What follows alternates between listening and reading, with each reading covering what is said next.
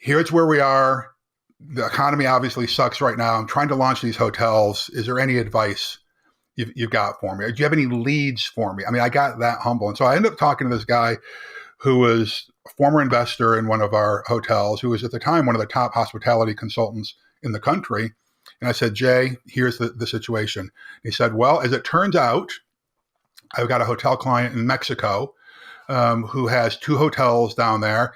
He has no idea what he's doing. He's way in over his head. And I said, Jay, I barely speak Spanish anymore. I know nothing about the Mexican hotel market. And he said, Larry, listen, just put in a proposal. Tell us what your background is so I can present this to him with the other management companies. And let's see how it goes. And I said, well, anyway, I gave Jay all of again, I just got humble. I gave him all the why, the negative chatter in my head, why there's no way that the guy would ever hire me, right? I wasn't thinking about all the experience I had, all the successes that I had. Because when we get deep and dark, we get a lot of negative chatter in our own head about our own abilities, right? Yeah, you lose the balance. You lose the balance. And if we let other people talk to us the way we often talk to ourselves, we slap them, right? But somehow we permit it in our own lives, right? I love that. So anyway, I presented the proposal to him with really super high fees, thinking there's no way he's going to do this, but this is what I need right now. This is what I need. I claimed it. This is what I need. Well, he said, all right, I had to borrow money to get on a plane to fly to San Francisco to meet with this guy. I was living in Santa Barbara at the time. And smart enough, I took the management agreement and the term sheet with me. And after we talked for a while and had some good laughs, I said, hey, I would be remiss if I didn't ask you to sign this. And he took it, glanced through it, signed it right on the spot. And immediately my cash flow situation turned around and I could start paying the bills again. My then spouse came back with my child. And that was a pretty low point in my life. It could have gone either way. So you're somewhere near the rock bottom there, Larry, and you found the confidence and courage to ask them to sign on the dotted line right there on the spot. Yeah.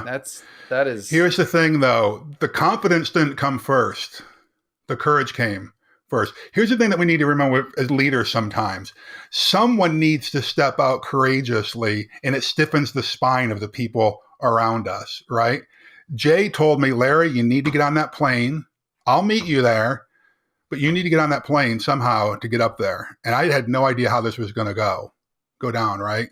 So I did start doing positive affirmations on my flight up there. I didn't even pay for a hotel room that night because I couldn't even afford it. Even though I had still had hotel interest in hotels up there, I need to get up and get back as quickly as I could, right? So yeah, I was doing some positive affirmations. Hey, reminding myself of the successes that I had, right? What I did know is that I'm a courageous person, and courage just comes from, doing small acts every single day.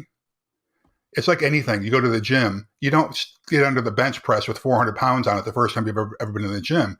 You may be able to just barely move that 45-pound bar, but you got to start, right? Yeah. But you do it consistently every other day or whatever, every day, whatever it is. Courage is the same way. That's such great advice. Yeah. Yeah, I think, and two of the things that I really loved about what you just said is the humility, which I think is an important thing. It sounds like you went a little bit overboard on that, and that leads into the balance. Having the confidence in yourself, get that negative self-talk that you just referred to. Yeah. I think that's so critical to be aware of and be able to have the humility and saying, like, I do make mistakes, I do have things that go wrong, but also having the confidence to remove the self-doubt and the imposter syndrome that a lot of our entrepreneur friends go through, and saying, I know I can do this. And then the second thing that I loved is you knew that you were really good because you had put in the time to be a hospitality expert. You'd started from the ground level, worked your way up to be a partner in a prior hotel management company. Right. And now all those years of hard work, now that you're on your own, you're prepared for this opportunity that's in front of you to, you have an old contact from a network that you'd built out because you were great. He had this opportunity for you because you'd shown you deserve that opportunity.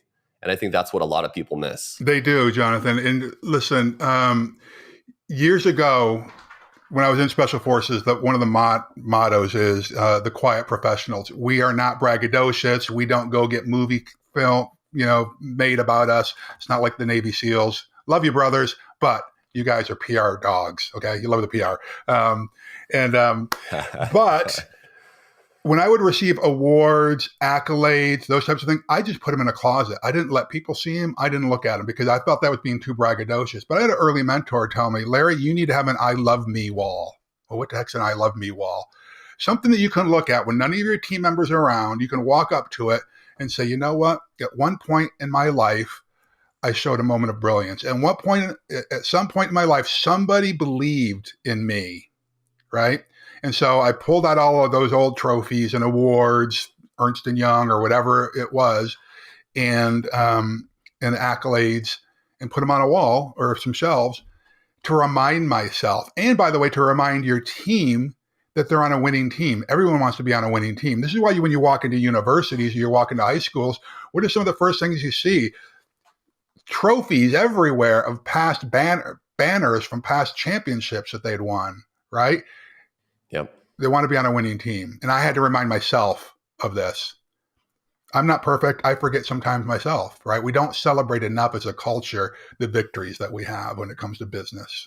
That's a great point, Larry. I think a lot of people are like, yeah, I don't want to come across too arrogant or like I'm bragging and putting all my stuff out there. But I think you nailed it on the head that, yeah, people want to align themselves with success. And especially when you're trying to build a team and bring people into your organization, they got to know that they're going to have the opportunity to come win alongside you.